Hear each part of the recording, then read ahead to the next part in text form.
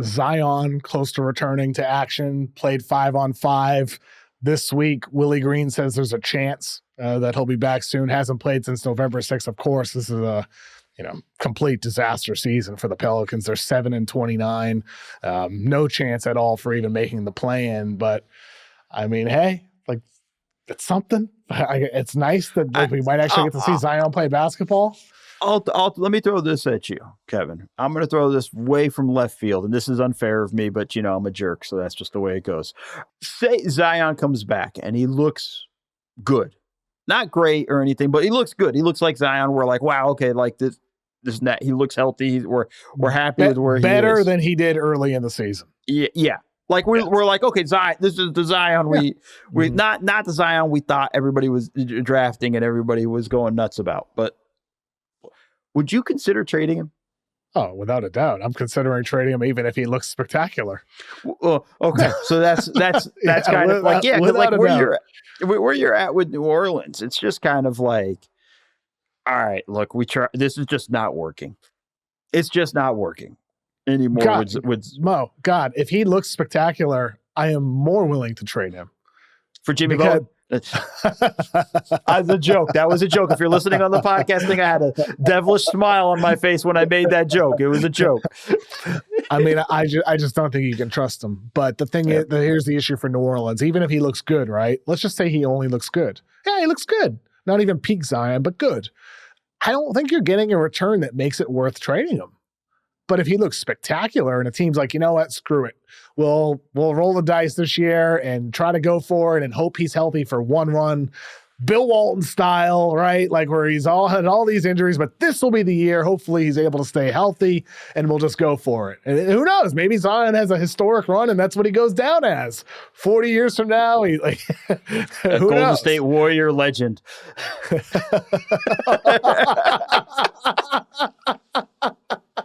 Can you imagine a Steph Curry, Zion Williamson 2-man game? Zion on the short roll. Draymond now a near 40% shooter, spacing the floor on the wing. It's the truth. I'm telling you. Steph to Zion to Draymond. I mean, I say that not sarcastically at all. Draymond this year, 38% from three. Last year, 39.5% from three. I'm just saying. I'm not kidding. He's been way better. You can't argue. He's knocking them down the past 2 years. He's hitting his shots. Like something's a little different. Him and LeBron might have been training together. LeBron having the best 3-point shooting seasons of his career. Draymond as well. Maybe they were in the gym together. I wonder what they'd be drinking at Clutch.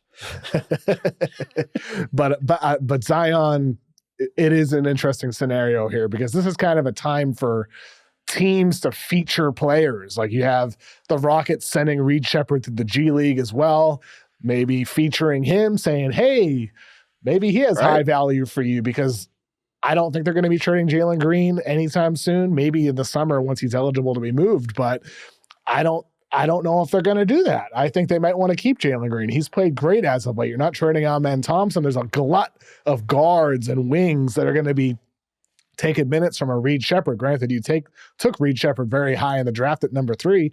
Maybe you feature him in the G League, and if not, like, you're getting him minutes, which he absolutely deserves. But that's what we saw the Warriors do with Kuminga, who's sidelined right now. You're featuring these guys, and so for the Pelicans, getting Zion back now, and at least, hey, you have a month to show both your own franchise, the Pelicans, but also all 29 other franchises, hey, here's what he can do.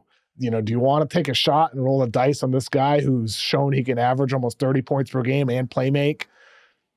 Maybe. I think they really have to, at this point, try to hope that he looks good enough that they can get something.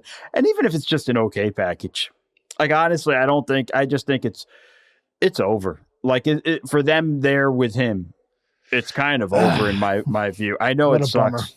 It's frustrating, but I think this was the deal there is you just look at it and I think it's not going to work, man.